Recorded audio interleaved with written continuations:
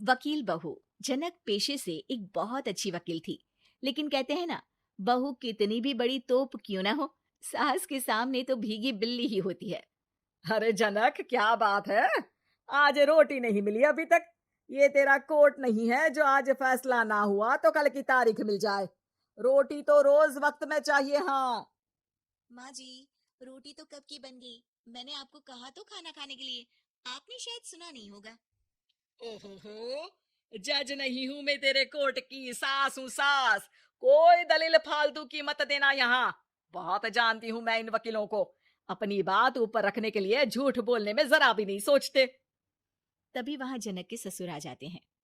अरे भाग्यवान, क्यों बेचारी के काम को कोसती रहती है हमेशा। मैं भी तो था वहां जब ये आई थी तुझे रोटी खाने को बुलाने के लिए। सास को तो अब गुस्सा आ जाता है कि कैसे किसी ने बहू की साइड ले ली। अरे वाह जी वाह। वो तो मैं जानती थी कि कोई ना कोई गवाह तो ये पेश कर ही देगी। पर मैं तो अब सीधा खाना खाकर सोने जाऊंगी। मुझे आदत नहीं है किसी से बहसा बहसी करने की। पता नहीं कैसे ये वकील इतना दिमाग लगाकर खुद तो झूठ बोलते ही हैं, साथ में झूठे गवाह भी ले आते हैं। जनक को सास के ताने सुनने की अब आदत सी पड़ जाती। एक दिन जनक वकील की ड्रेस पर काला कोट पहनकर कोर्ट के लिए निकल ही रही होती है कि अरे कहाँ चली काला कौवा बनकर? टोक दिया ना। अब कोर्ट तो वकील वाली ड्रेस पहनकर ही जाऊंगी ना। वाह भाई वाह, दामिनी तो मैंने भी देखी है। सन्नी पाजी ने ऐसा ही कोट पहना था और कहा था कि तारीख पर तारीख, तारीख पर तारीख। मतलब कि कोई बात करनी है तो बोलिए, वरना वक्त नहीं है मेरे पास खराब करने के लिए। अरे पता नहीं तुझ में क्या देखा मेरे बेटे ने, सारा दिन वकीलों वाली बहस करती है, भोली भाली सास के साथ। अच्छा सुन, जो इतनी बहस मेरे आगे करती है ना, जरा अपने बॉस से कर ले, जो 1 साल भी ना हुए तेरी शादी को और काले कपड़े पहना दिए। अंदर जा और लाल कोट पहन कर आ, पता तो चले कि नई नवेली शादी हुई है। अरे माँ जी, कोर्ट में मेरा बॉस क्या करेगा? ये तो पूरे देश की ड्रेस है वकीलों के लिए। लेकिन सास तो ठहरी सास। अच्छा, तो कोई जरूरत नहीं है 2-4 साल कोर्ट जाने की। शादी थोड़ी पुरानी हो जाए तब इजाजत दे दूंगी मैं तुझे काले कपड़े पहनने की।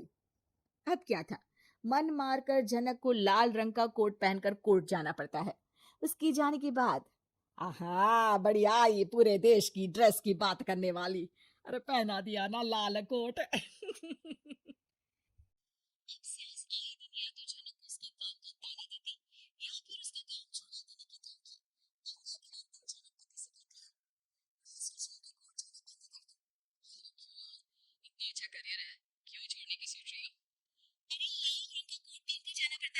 हर बात पर सास ताना देती है कि वकील तेज होते हैं, सवाल जवाब करते हैं, झूठी दलीलें देते हैं।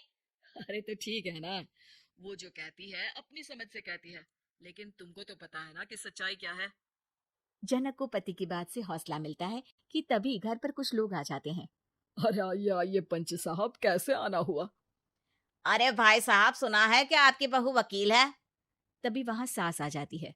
हाँ है तो, लेकिन क्या हुआ? फिर कहीं बहस कराई क्या? अरे हम तो खुद दुखी है उसके व्यवहार से।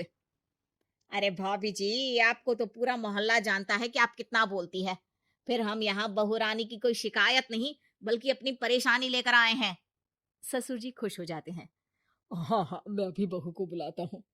जनक वहां आती है, सबको नमस्ते करके बैठ जाती है। बहू रानी, हमारे गांव में बड़ी मुसीबत आ गई है। अब तो पूरे गांव की जिम्मेदारी मानो तुम्हारे कंधों पर है। अरे ना ना, इससे तो घर की जिम्मेदारी पूरी नहीं होती, ये गांव की जिम्मेदारी क्या लेगी? भाभी जी, आप चुप हो जाओ। यहाँ पढ़े लिखे लोगों की बात हो रही है। आप जाओ, जरा रसोई से सबके लिए चाय लेकर आओ। मैं कॉफी लूंगी। हाँ हाँ, वकील साहिबा के लिए कॉफी। सास सर पैर सब पटक कर वहां से निकल जाती है। बहू, गांव में पानी नहीं आ रहा है। पड़ोसी राज्य ने हमारा पानी रोक रखा है। हम्म, इसका मामला तो बड़े कोर्ट में चलेगा पंच जी, लेकिन ऐसा क्यों? वो राज्य हम लोगों से पानी के पैसे मांग रहा है। अब आधे गांव में पानी की सप्लाई खत्म हो गई है बहुरानी। अच्छा पंच साहब, बात गांव की है तो मैं जरूर केस लड़ूंगी। यहाँ एक बार फिर सास की एंट्री हो जाती है। अरे वाह जी वाह, ये काम करवा लो आप हमारी बहू से, बहुत अच्छा करती है। मैं हूँ सीधी सादी सास। इस लड़की ने कैसे लड़ लड़ कर मुझे साइड कर रखा है, ये तो अब आपको पता चल ही जाएगा। अरे भाभी जी, आपकी आवाज तो पूरे गांव को सुनाई पड़ती है जब आप बहू रानी को सुंदर वचन सुना रही होती हैं। अरे वकील बहू मिली है, फक्र करो फक्र। हाँ जी हाँ, सारी फकर तो हम लोग ही करें। खैर, अब जो केस लड़ेगी और पानी गांव में आ जाता है, तो पंच साहब लिख कर देना होगा कि हैंड पाइप में सबसे पहले मेरी बाल्टी और घड़ा भरेगा। अरे फिर तो हम बहू रानी के नाम पर घर पर ही सप्लाई दे देंगे, लेकिन ये इतना आसान नहीं है। बहू, गांव के पास अभी वकील करने की भी पैसे नहीं है तो। अरे पंच साहब, ये मेरे गांव का मामला है। मैं आपसे एक भी पैसा नहीं लूंगी। सास को बहू की बात पर गुस्सा आ जाता है, लेकिन सबकी जाने के बाद झनक मन लगाकर गांव की परेशानियों को दूर करने में लग जाती है।